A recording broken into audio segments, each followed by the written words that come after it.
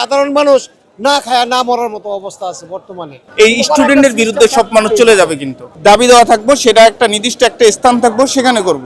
কলেজের আন্দোলন এটা ঠিক আছে, কিন্তু আপনার এটা যা যা জায়গাত বৈশা করুক, রাস্তাঘাট যাতে না বন্ধ না করে। এই যে রুগীরা, সামান্য রুগীরা যে অবস্থা আছে, এটা দেহার মতো আর কোনো লোক নাই। সাধারণ মানুষ না খায় না মরার মতো অবস্থা আছে বর্তমানে। এই অবস্থা আছে যে আমরা গিয়া দেখেন অবস্থা, যে রুগীগর কি অবস্থাটা আছে, রুগীরা কি করতেছে, যে রিক্সাওয়ালা রুগী তারা কি অবস্থা আছে বর্তমানে, গিয়া দেখেন কি অবস্থা আছে। আন্দোলন করুক, আন্দোলন তো আর না নাই, আন্দোলন তো এটা করতেই পারে, যার যার আন্দোলন যার যার করবো। হ্যাঁ, এটা তো করবোই, করুক। এই যে রাস্তাঘাট বন্ধ করে এইভাবে আন্দোলন করাটা এটা তো ঠিক না, এটা ঠিক হয়েছে না।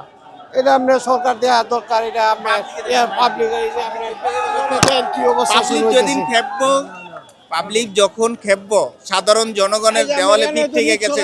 এখানে সবাই দিন মজুর, এখানে কাজ করে, প্রতিদিন যদি এইভাবে অমুক আন্দোলন অমুক আন্দোলন, প্রত্যেকটা মানুষ তখনই মানুষের এই স্টুডেন্টের বিরুদ্ধে সব মানুষ চলে যাবে। কিন্তু ওদের দাবি দেওয়া করো, নির্দিষ্ট স্থানে একটা দাবি দেওয়া করুক, কিন্তু তারা নির্দিষ্ট স্থানে না, যেখানে সেখানে শুধু পাবলিক, যে পাবলিক পথ যাত্রী যারা যেখানে সবসময় ভ্রমণ করবো বা এক জায়গা থেকে স্থানে যাবে, সেখানে তারা দিক মতন যাইতে পারতেছে না। কেন? এটার জন্য তবে দাবি দিয়ে অবশ্যই দাবি দেওয়া থাকবো, সেটা একটা নির্দিষ্ট একটা স্থান থাকবো, সেখানে করব।